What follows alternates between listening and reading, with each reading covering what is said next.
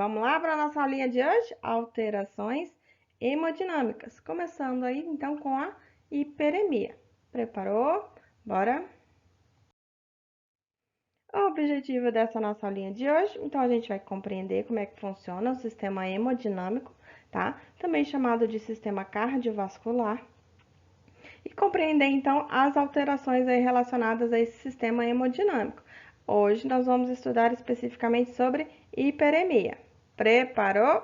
Bora! Então, para a gente começar a estudar, a gente tem que lembrar o que é normal dentro desse sistema circulatório, tá? Quando eu falo de cardiovascular, eu estou me referindo então à parte circulatória, tanto sanguínea quanto linfática. E quando eu falo cardiovascular, eu estou relacionando então as estruturas anatômicas relacionadas a esse sistema, tá ok? Então, o sistema circular é um conjunto fechado de tubos constituído por artérias, veias e vasos linfáticos interligados entre si, que conduzem o sangue impulsionado por um mecanismo de bomba que é o coração. No caso, os vasos linfáticos vão aí impulsionar, né, transportar a linfa, tá ok?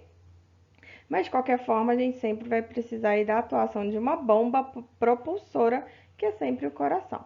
Então, uma grande rede de tubos de paredes finas, denominadas de microcirculação, formada pelas arteríolas, vênulas e capilares, que vão permitir a troca de substâncias entre o sangue, o interstício e a célula, ok? Então, lembrando aí das nossas lindas célulazinhas do nosso sistema sanguíneo, as hemácias, que são em grande maioria, que a gente está visualizando aqui, esses disquinhos côncavos, achatados, por isso que a gente visualiza o meiozinho dela bem esbranquiçadinho assim, tá? Esses pontinhos roxos pequenininhos são as plaquetas, tá? E aí a gente tem as outras células do nosso sangue, que são os chamados de glóbulos vermelhos. Aqui nessa imagem nós temos os neutrófilos e também os basófilos. Além desses, nós temos outras células aí, que são os linfócitos, eosinófilos, ok? Esse sistema circulatório possui 3 camadas que se adelgaçam, se afinam progressivamente ao se afastarem do coração. Então, sempre que a gente está mais próximo do coração, a gente vai encontrar uma estrutura maior e mais resistente. Sempre que a gente está mais distante do coração, a gente vai encontrar uma estrutura muito mais delicada e mais fina. No entanto, a gente vai observar que a camada interna, a parte mais interna dessas estruturas venosas e arteriais, ela está em contato com o sangue e é chamada de endotélio. No coração, a gente vai observar como endocárdio, tá? Revestindo toda a parede interna do coração, a parede interna das artérias e veias, que é chamada de camada íntima, é constituído por um tecido fibroelástico. Nas arteríolas e nas vênulas, que são de espessura de calibre um pouco maior, esse endotélio vai estar separado por uma camada média, constituído por uma lâmina de tecido elástico que se afina progressivamente até desaparecer totalmente nas arteríolas pré-capilares e também nas vênulas pós-capilares. Já dentro do capilar, a gente vai observar um endotélio e uma membrana basal, sempre em contato direto com a matriz extracelular, que é por onde vai acontecer então as trocas de nutrientes e dos gases, gás carbônico pelo oxigênio, tá bom? Então aqui a gente tem, ó, uma imagem mostrando aqui das camadas. Então a parte mais interna a gente chama de endotélio e aí a gente tem as outras camadas aí da constituição desses vasos. Então, essas 3 camadas, sempre a mais interna, a gente chama de endotélio. A camada média no coração, ela é constituída por músculo estriado cardíaco, né? Aquele músculo, aquela fibra muscular especializada em contrações rítmicas e constantes. Artérias e veias, a gente vai observar uma camada média constituída por músculo liso e também fibras elásticas. Óbvio que eu tenho muito mais fibras elásticas nas artérias do que nas veias. Em alguns capilares, a gente vai observar uma célula especializada que é chamada de pericito. Essa célulazinha aqui, ó, grudadinha lá no capilar, ok? Na camada mais externa, a gente ainda vai observar a formação aí no coração de uma capinha chamada de epicárdio. Nas artérias e nas veias, uma camada chamada de adventícia. E na microcirculação, que são aqueles vasos mais fininhos, a gente vai ter quase que uma confusão, né? Uma junção entre o tecido conjuntivo adjacente com essa camada mais externa aí desses vasos mais fininhos. Então, observe aqui a estrutura das artérias, veias e capilares. Veja que sempre uma artéria ela vai ter mais constituintes, mais camadas, porque ela precisa resistir à pressão sanguínea, por isso que é chamada de pressão arterial, tá? Então, esse sangue vai ser injetado dentro das artérias via pressão, sob pressão, tá ok? E aí essas artérias vão se afinando até formar arteríolas, e essas arteríolas se afinam cada vez mais até formar capilares bastante fininhos, é a estrutura mais fina que a gente possui, né, dentro dos vasos sanguíneos. E aí a gente tem eles vão aumentando então de tamanho, formando as vênulas e por fim as veias. No caso das veias, a gente vai encontrar uma estrutura anatômica bastante útil, que é a formação das válvulas. Essas válvulas auxiliam aí no caso do retorno venoso, que a cada contração do coração, esse sangue ele é impulsionado dentro de uma veia, e aí as válvulas se fecham, aguardando a próxima contração muscular do coração, para que esse sangue não reflua, tá ok? Quando essas válvulas estão com problemas defeituosos, acontece aí a formação das varizes. E aqui, por fim, a gente tem a formação de um capilar. Veja que a parede dele é bastante adelgaçada, bem fininha, tá? Então, a gente já tem a direta formação do epitélio, do endotélio, gente, do endotélio. Professora, presta atenção. Endotélio, tá? E aí, já aqui, por fim, ó, a parte de tecido que vai fazer a camada mais externa, já se confundindo aí com a parte de tecido conjuntivo do tecido onde esse capilar está inserido. Aqui na imagem, ó, a gente consegue observar a formação das camadas dessas estruturas, tá? Então, com mais camadas eu tenho uma artéria e menos camadas nós observamos aí a formação de uma veia. Ótimo! Então, dentro desse sistema hemodinâmico, a gente vai observar adaptações da variação de volume que a gente observa aí dentro desse sistema. É um sistema fechado, né, por onde vão circular aí, no caso, o sangue ou a linfa. Então, observe que esses vasos têm a capacidade de se distender, a vasodilatação, para acomodar maiores volumes, ou então uma constrição para reduzir aquele compartimento e ocupar aí menores volumes, né?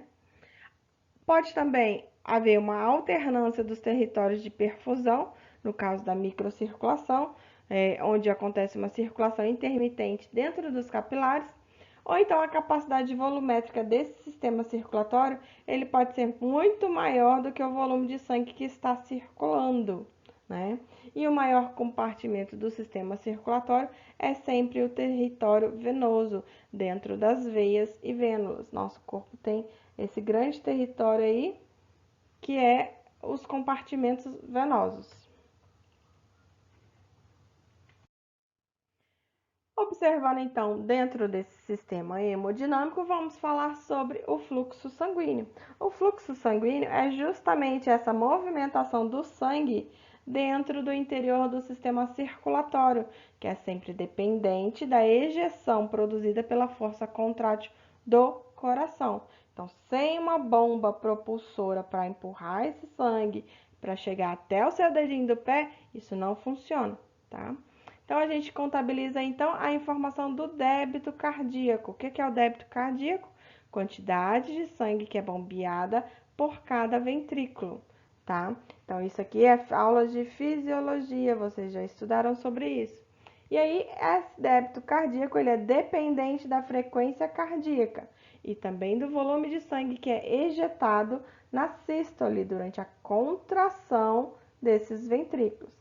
Então, o débito cardíaco é igual à frequência cardíaca vezes o volume sistólico, tá? Para o equilíbrio entre o débito e o retorno venoso, a gente vai observar uma impulsão intermitente de sangue pela ação dos músculos esqueléticos do nosso corpo. Músculos esqueléticos estriados são os músculos que estão relacionados à estrutura esquelética, além também da movimentação respiratória e também da pulsação das próprias artérias. Então, lembre-se aí que a gente vai ter sempre um retorno venoso pelo lado direito do coração e uma ejeção de sangue oxigenado pelo lado esquerdo do nosso coração.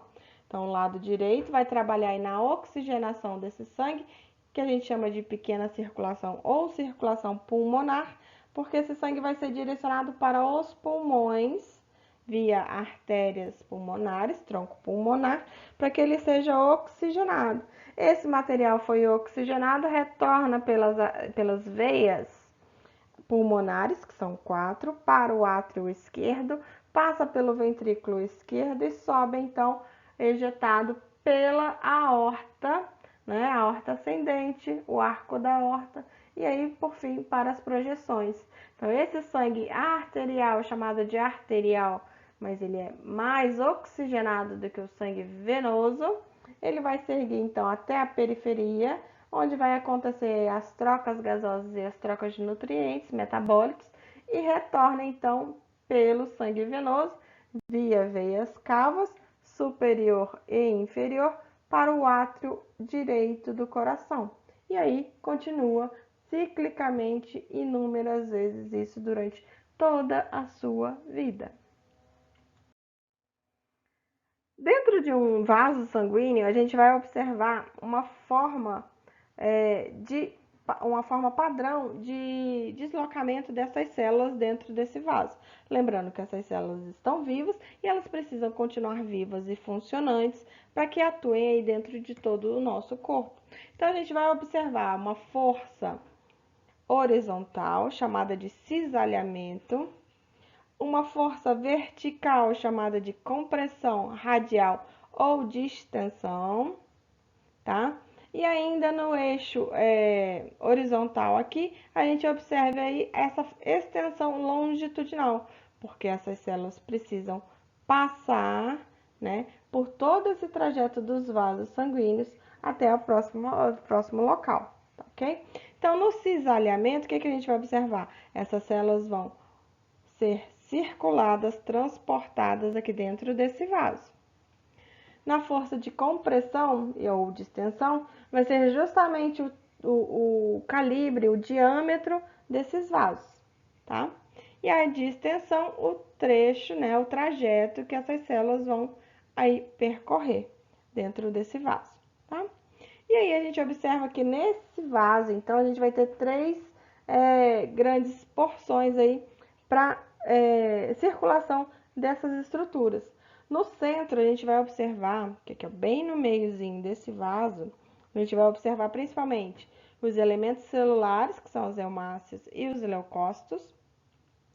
Mais um pouquinho aqui na periferia, quase encostando aí na parede do vaso, a gente vai observar o trajeto aí, o deslocamento das plaquetas, essas estruturas amarelinhas aqui, tá? E aí, já em contato direto, íntimo com o endotélio, que são as células da camada interna desse vaso, nós vamos observar então a parte líquida, que é o plasma, as estruturas proteicas aí do plasma em contato com o endotélio, que são esses azuisinhos aqui, ok? Então, no centro, a gente vai observar uma velocidade rápida, na parte periférica, uma velocidade média, e na parte mais próxima à parede, uma velocidade lenta de circulação desse sangue, ok? Então, aqui para a gente observar, ó, estrutura da artéria, estrutura da veia. Uma grande diferença, então, é que artérias vão possuir uma camada elástica mais resistente do que a veia, e a veia possui as válvulas para controlar esse retorno do fluxo venoso.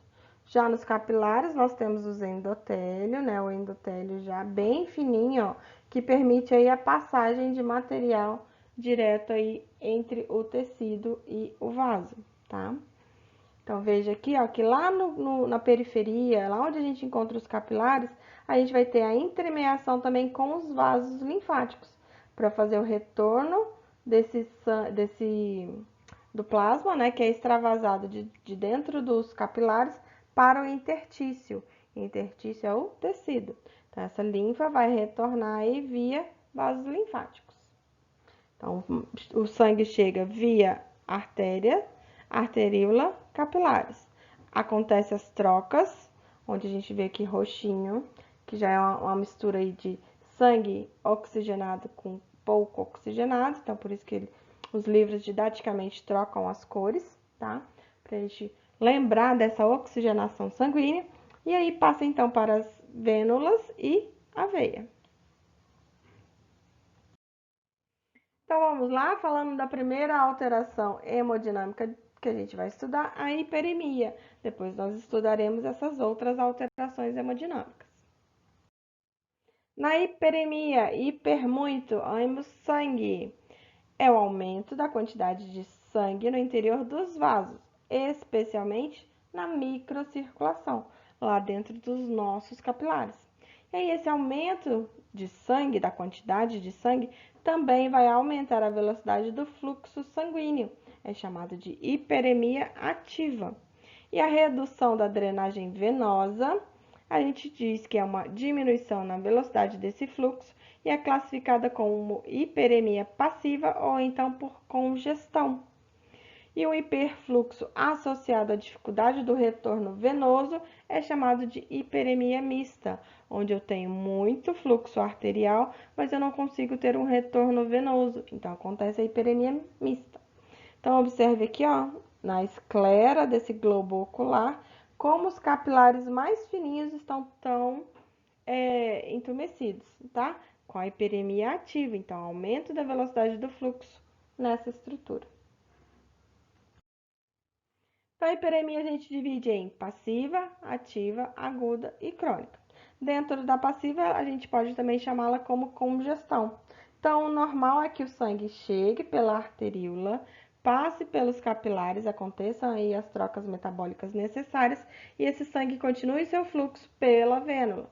No caso da hiperemia ativa, chega muito sangue arterial, esse sangue vai entumecer, vai acontecer essa aumento aqui, ó, dos vasos capilares na região, e aí o fluxo venoso continua igual, por isso que eles ficam aumentados dessa forma.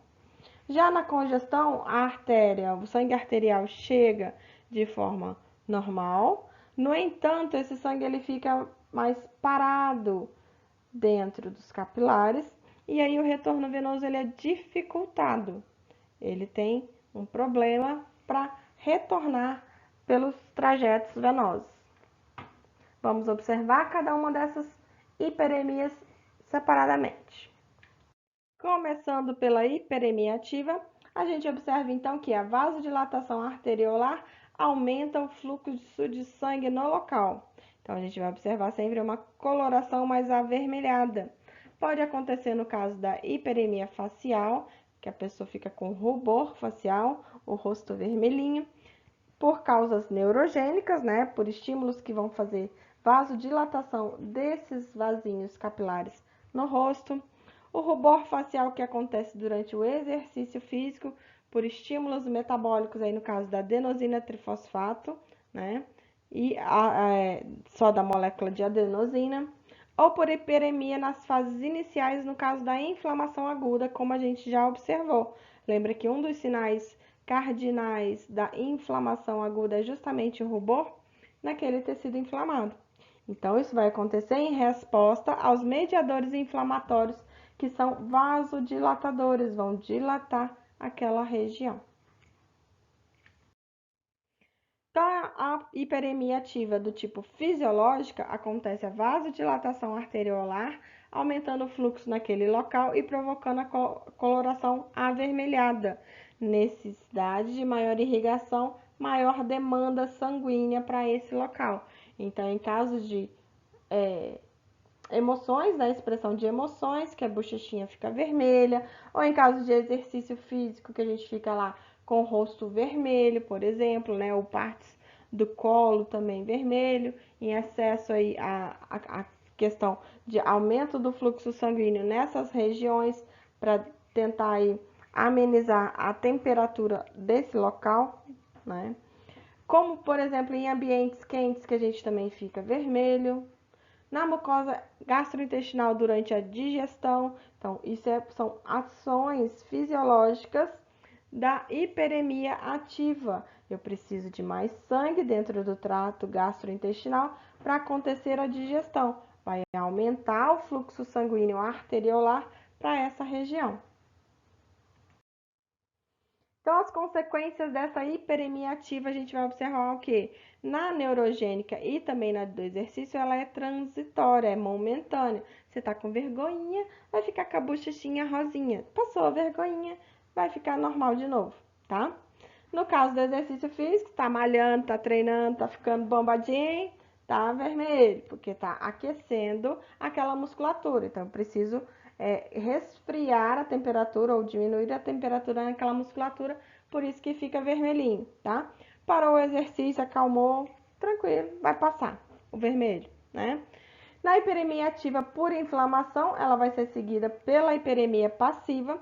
No caso, vai se tornar então aí uma hiperemia mista, né? Em resposta a esse processo inflamatório.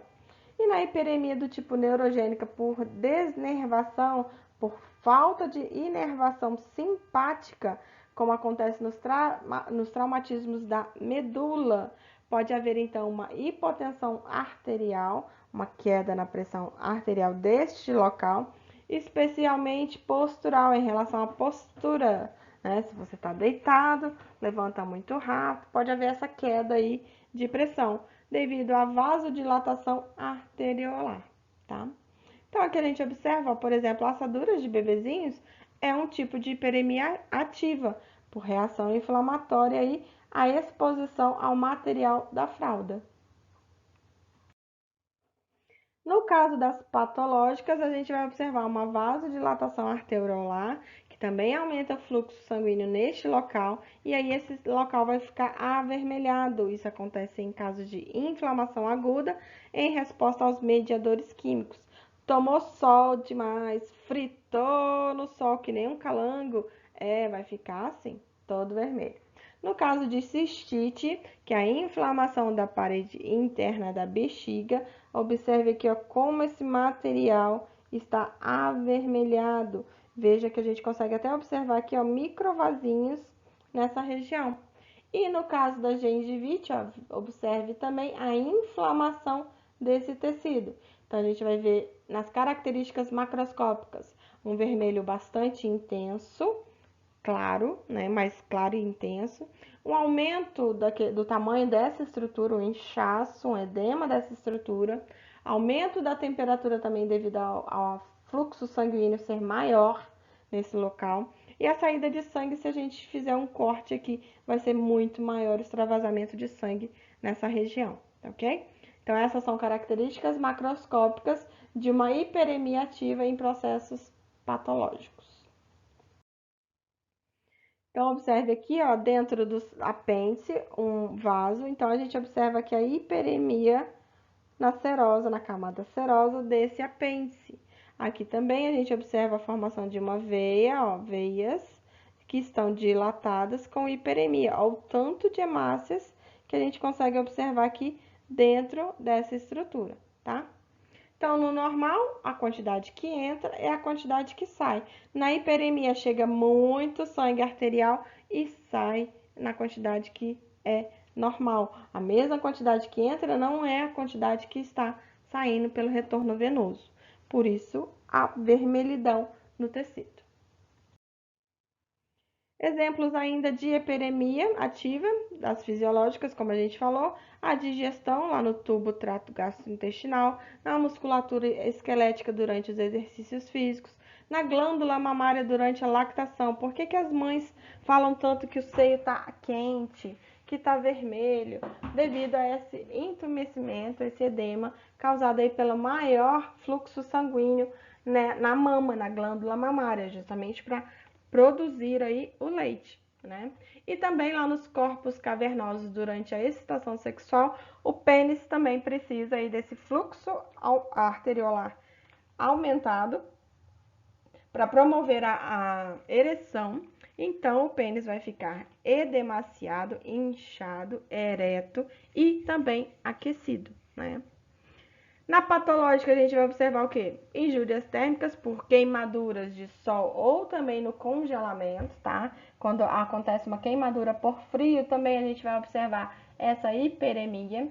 E radiações intensas, traumatismos e infecções na inflamação aguda e também na síndrome de Horner, tá? Quando a gente faz os processos de estética, como por exemplo o derma roller ou microagulhamento, é um processo aí de ativação da hiperemia, porque a gente está estimulando via agulhamentos na pele, né, microagulhas na camada da epiderme e da derme, justamente para estimular aí os novos vasinhos a promoverem a irrigação da pele e com isso estimular a formação de estruturas de colágeno, proteínas de colágeno e também elastina. Aqui a gente observa um processo de hiperemia por inflamação, ao tanto que essa pele está vermelha e inchada. E aqui no olho também é a mesma coisa, tá? Hiperemia ativa. E no rosto, como a gente havia falado. Finalizando então, hiperemia ativa, o que a gente vai observar como característica microscópica? Na hiperemia ativa fisiológica, a gente vai observar um engurgitamento vascular, uma obstrução desses vasos, né? No caso das artérias aí, devido ao alto fluxo de sangue arteriolar. Então, grande quantidade de hemácias, ao tantão de hemácia que tem dentro desse vaso, ok? Aqui temos uma artéria e aqui temos uma veia. Veja a diferença aí, ó, na estrutura e na quantidade de material de sangue que está aí circulante dentro desses vasos. Aqui é a mesma coisa, ó, um vaso com bastante hemácias, esses pontinhos vermelhinhos, tá? Na hiperemia ativa patológica, a gente vai ver vasos dilatados e repletos de hemácia, com presença também de células inflamatórias. Olha elas aqui, as bonitas das células inflamatórias. Neutrófilos, que a gente observa aqui, ó, 2 neutrófilozinhos, bonitinho, tá ok? Opa, passamos para a hiperemia passiva, ou também chamada de congestão. Nesse caso, a drenagem venosa ela vai estar dificultada, porque haverá uma diminuição no retorno venoso em consequência de uma obstrução. Pode acontecer nos casos de trombose venosa, obstrução de veias por outras causas, aumento da viscosidade sanguínea, por empilhamento das hemácias, quando as hemácias viram aí como se fosse um trenzinho, uma atrás da outra, isso também pode acontecer, tá? E aí a gente chama isso de hiperemia passiva ou congestão localizada. Acontece também nos casos de redução do retorno venoso sistêmico ou no retorno venoso pulmonar. E aí a gente vai observar isso sempre nos casos de insuficiência cardíaca. Vamos estudar? Hiperemia passiva, exemplos disso, a gente tem aí as locais e as sistêmicas.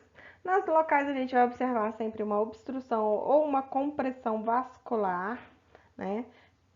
Pega seu braço aí e garroteia ele para passar para canular. Não vai ficar vermelhinho? Então, é hiperemia do tipo passiva, né? Garroteamento na punção venosa, torção de vísceras, como aqui no caso, ó, o testículo, uma torção testicular. Veja como ele está aqui totalmente arroxeado, tá? E esse aqui é um testículo normal. Observe aí a diferenciação nesse caso, né?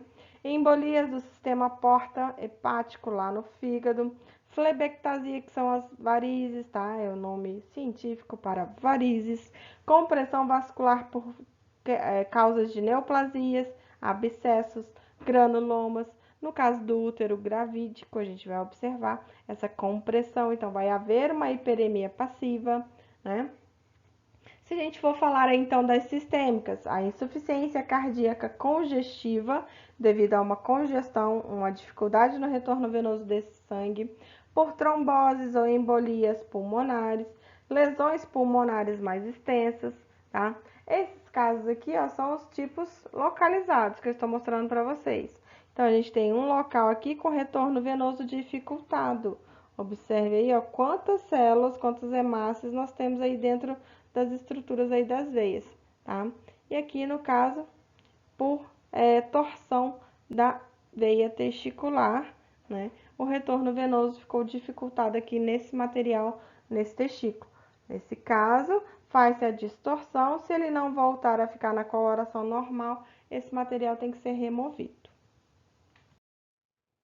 Na hiperemia passiva, chamada também de congestão, essa drenagem venosa vai estar dificultada, como nós falamos, retorno venoso vai estar reduzido, né? Então, macroscopicamente, o que a gente vai observar? Uma coloração vermelho mais escura, ou até mesmo violácea, devido à grande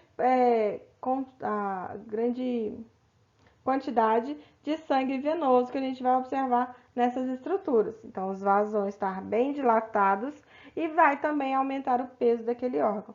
Esse é um rim normal, esse é um rim com congestão, aí com hiperemia do tipo passiva, tá?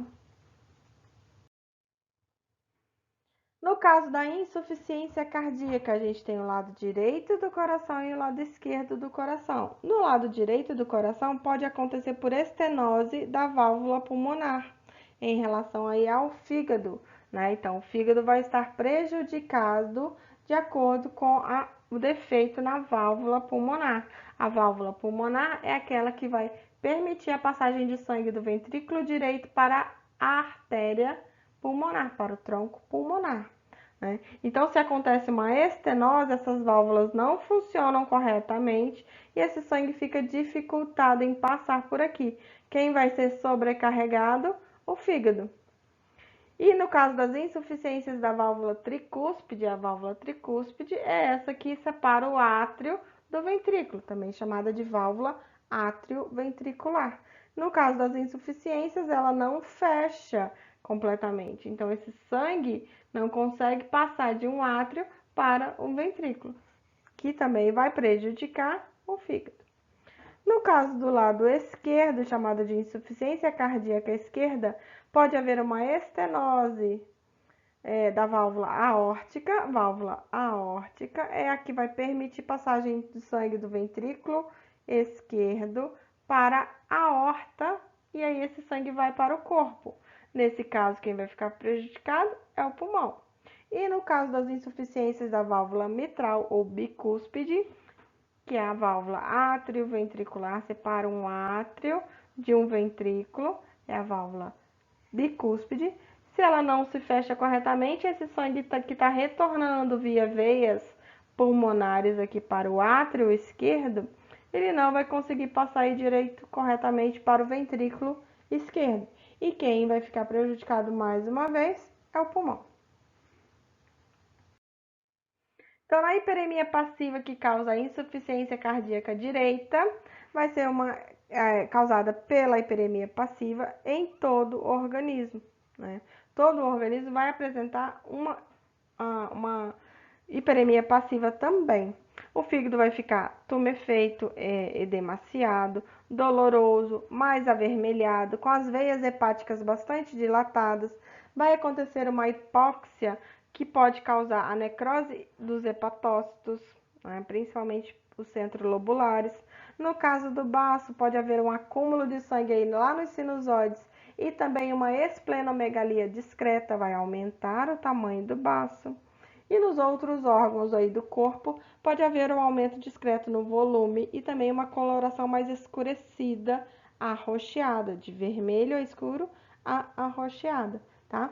Isso tudo no caso da insuficiência cardíaca direita. O lado direito não consegue fazer a função de transportar o sangue pouco oxigenado para dentro do coração, para que esse seja oxigenado novamente, ok? Na hiperemia passiva de congestão, dentro da insuficiência cardíaca, lá no caso à direita, o que a gente vai observar? No fígado, características macroscópicas para esse fígado, vai estar de tamanho aumentado, com uma coloração vermelho levemente amarelado, que é chamado de característica de noz moscada. Para quem não sabe, noz moscada é esse negocinho aqui, tá? utilizado como tempero. E a consistência dele vai estar diminuída. Esse é um fígado de cor normal. Este é um fígado cardíaco, sofrendo aí pela insuficiência cardíaca, defeito no transporte aí de sangue via coração. Então veja aí que a formação dos centros lobulares, eles estão mais escurecidos, olha, como estão bem mais escurecidos, ok? E aí as características microscópicas dentro desse fígado, o que a gente vai ver? Microsinusoides, né? Esses sinusoides aí, que são essas estruturas aqui, ó, acinzentadas, azuladas, eles vão estar em congestão, em dilatação. O que a gente vai observar também? Formação de degeneração hidrópica, capilares dilatados e congestos, cheios de sangue. Veja aqui, ó, um capilar cheio de sangue, tá? Esse aqui também, ó. Como temos aí muito mais material sanguíneo dentro dessa região. E pode haver também a degeneração do tipo gordurosa. Então, a gente vai ter acúmulos de líquidos, como águas e eletrólitos, na degeneração hidrópica, e acúmulos de gordura na degeneração do tipo gordurosa.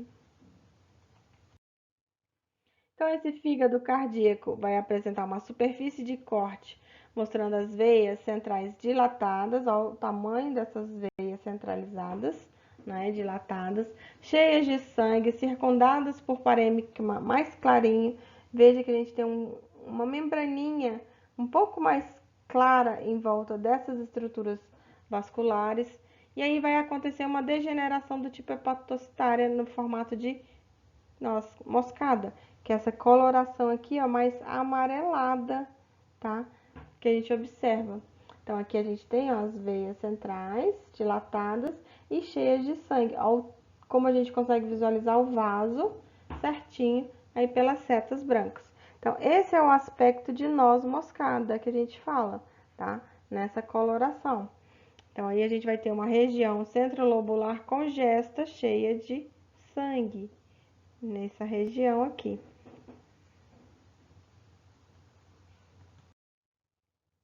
No caso do baço, o que a gente vai observar? As características macroscópicas para esse baço vai aumentar de tamanho, que é o que a gente chama de esplenomegalia congestiva. A coloração vai estar mais avermelhada, escurecida, até mesmo roxo violáceo, como essa peça aqui. Veja como ele literalmente ficou roxo, tá? E aí a consistência desse baço vai estar alterada também.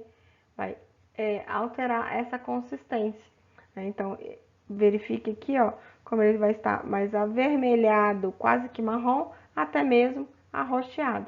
Então, essa estrutura do baço vai estar aí comprometida devido à insuficiência cardíaca direita, devido ao retorno venoso desse sangue para o coração. Na hiperemia passiva, afetando aí o baço. Então, o baço é essa estrutura aqui, composto por polpa branca e polpa vermelha. Na parte mais externa, lateralizada aí a cavidade abdominal, essa é a parte anterior, e essa aqui é a parte posterior da estrutura do órgão, onde a gente encontra aí o hilo do baço, tá? O hilo esplênico. Então, veja que ele está mais escurecido e também está aumentado de tamanho devido a essa hiperemia passiva por congestão. Na insuficiência cardíaca do tipo esquerda, o que a gente vai observar? Uma hiperemia passiva, principalmente afetando os pulmões, que é acompanhada aí pelo edema pulmonar. O pulmão que já recebeu sangue para ser oxigenado, ele não consegue mandar de volta, né, conforme o que seria normal, fisiológico, para o átrio esquerdo, e aí esse material vai sendo acumulado dentro dos pulmões, e isso causa o edema pulmonar, tá? Então, insuficiência cardíaca esquerda vai ocasionar aí problemas, alterações no pulmão. Características, então, que a gente vai observar na hiperemia passiva, no caso aí da insuficiência cardíaca esquerda, o pulmão, que vai ser o órgão mais afetado, ele vai ter um aumento de tamanho, vai estar escurecido e vai ter maior quantidade de sangue se a gente o cortar. Então, observe aqui uma peça pulmonar, tá? O ápice do pulmão, a base do pulmão. Veja como ele está bem mais escurecido. Olha o engurgitamento aí, ó, dessas veias, desses vasos, ok? E aqui a gente tem uma válvula bicúspide. Veja aqui a estenose dessa estrutura da válvula, que não permite aí o fechamento correto dessa estrutura. Então, o material de átrio esquerdo vai se misturar ao material do ventrículo esquerdo, impedindo aí o funcionamento correto dessa válvula. Na hiperemia passiva de congestão, microscopicamente no pulmão, nós vamos observar o quê? Capilares bastante dilatados e repletos de sangue. Visualize aqui, ó, esse material vermelhinho aqui, tudo são os capilares aí alveolares. Olha o tanto de sangue que tem dentro dessas estruturas. Além disso, a gente vai observar a formação de células da insuficiência cardíaca, repletas de material pigmentante chamado de hemosiderina, que é esse mais escurecidinho, assim, mais acastanhado, tá? Hemosiderina. No caso aí dos membros inferiores, o que a gente pode observar? Uma insuficiência cardíaca crônica, né? Que leva à insuficiência venosa por incapacidade do mecanismo das válvulas das veias, que são as bombas venosas das pernas, que mantêm aí, auxiliam esse retorno venoso adequado. A gente diz que isso causa uma estase sanguínea, uma parada, uma diminuição do fluxo sanguíneo. Com isso, essas veias varicosas, olha, vão ficar nesses formatos, devido a esse refluxo sanguíneo por causa do defeito, da infuncionalidade dessas válvulas das veias. Então, observe aí a formação dessas veias varicosas. E ainda nos membros inferiores, o que a gente pode observar como consequência? Um edema, um inchaço, devido ao aumento da pressão hidrostática, que vai elevar a filtração e reduz também a reabsorção pelos capilares. Então, olha o inchaço, o edema. Hemorragias do tipo diapedese ou por rupturas de capilares. Veja aqui, ó, que tá com uma hemorragia nessa região. Pode haver a degeneração, necrose e hipotrofia por fibrose, devido à redução do fluxo de oxigênio e outros nutrientes para essa região. Veja aqui como a pele fica mais escurecida. Olha o tamanho dessas varizes aqui. E no caso de trombose também, pode haver a diminuição da velocidade do fluxo, causando a estase sanguínea. Tem um trombo tampando o caminho que devia passar sangue. Então, esse sangue vai ter um fluxo diminuído, vai ter uma estase sanguínea, tá? E aí aqui, ó, a gente consegue observar a formação da hemosiderina, que é esse pigmento dentro do tecido, esse pigmento acastanhado aqui dentro do tecido. Finalizando nossa aulinha, o que seria normal? A quantidade de sangue que entra, passa pelo tecido e sai a mesma quantidade, tá?